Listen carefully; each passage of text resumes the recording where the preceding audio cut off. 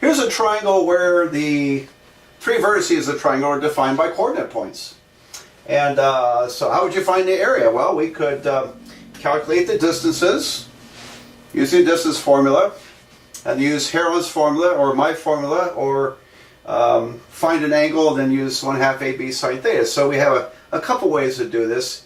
At the end of this little video, I'm going to show you a kind of an easy way to work it out without doing anything sophisticated. But there's another way here I'd like to show you, and it uses vectors. Now, the problem with me showing it to you right now is that you haven't seen vectors yet, so I'm going to have to explain a little bit. On the other hand, if I wait until we do vectors, then come back to do area of the triangle, that's a little out of sync also. So I'm just going to show you the mechanics of this. This is kind of an optional video in my view, at least right now. And I'm just going to pick two sides and draw arrows. From this point, I'll have an arrow from here to here and an arrow from here to there. So I am previewing the idea of vectors. Now when you jump from -4 to +5 on the x-axis, that's a change of 9. So I go across 9 units, and I go up from this -3, -4 -3. I jump from -3 up to 4. That's an increase of 7 units. So now I wrote 9i plus 7j because that's one way we represent vectors. So don't get too worried about I and j right now. We'll elaborate on that when we get to the vector section. But it's kind of like slope, rise over run. The rise is 7 units, and the run is 9 units. So we calculate slope of a line. You're looking at how x and y change. Well, this documents the change. 9i means it increased by 9 units in the x direction, and 7j indicates 7 units in the y direction. Alright, now we'll do the same thing here. So from -4 to -2.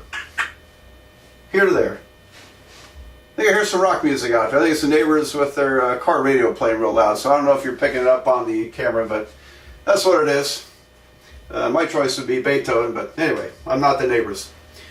From -4 to -2 is a change of 2 units in the x direction, so I'll call this 2i. And then from -3 to +6 is a up 9 units. That's a change of 9 units in the y direction. So we represent in vector form as 2i plus 9j.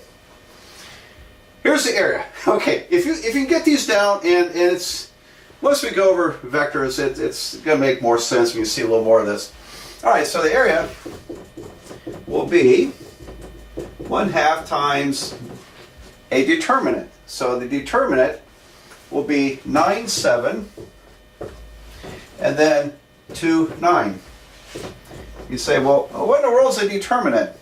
Okay, well, it looks like a big absolute value, doesn't it? It's a calculation using matrices, and it can be shown that going counterclockwise, this vector is written here numerically as 9, 7, and counterclockwise to this vector, 2, 9 goes there. And so what do we do with this?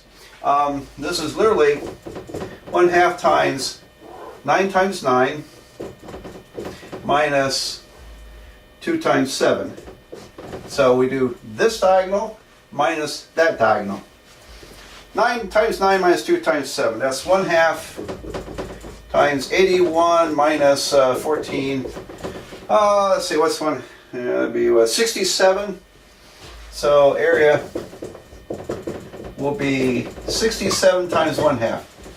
67 halves. Okay, I'm going to write it over here because I want to verify this. Area is 67 over 2.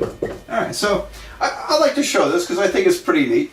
And some of you may eventually take a course called linear algebra or matrix algebra. And we teach it at my college. I teach it. Eventually I'll have an online version of linear algebra. And all this would start to make a lot more sense.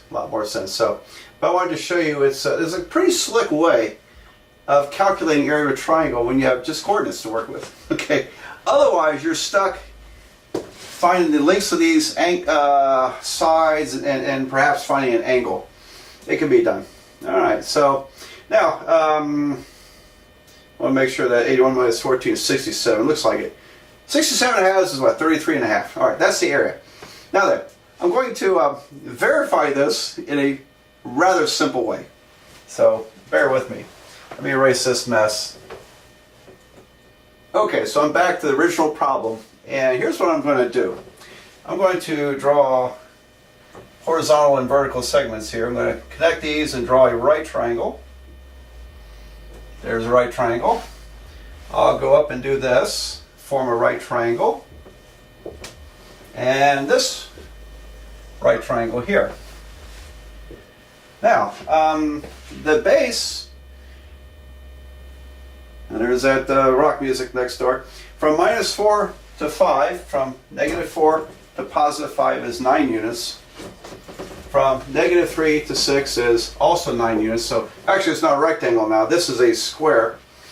And so the total area is 9 times 9. And what I'm going to do is calculate this right triangle, that right triangle, its areas. So on the inside here,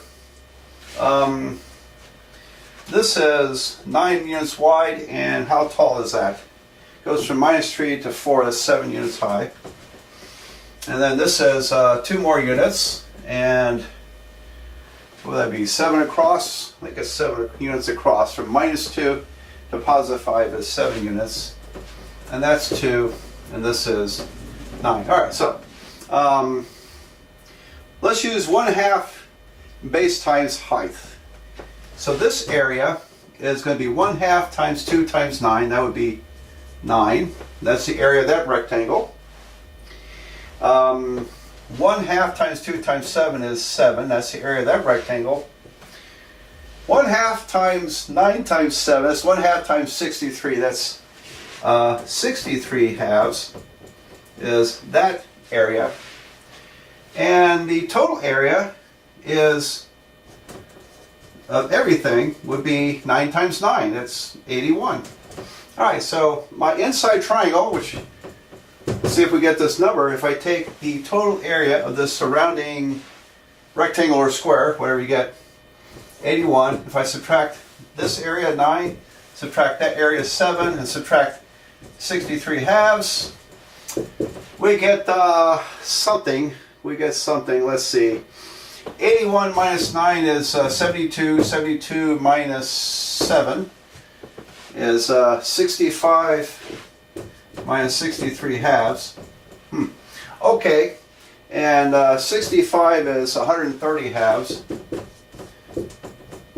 Minus 63 halves is 130 minus 63 is, voila, 67 halves.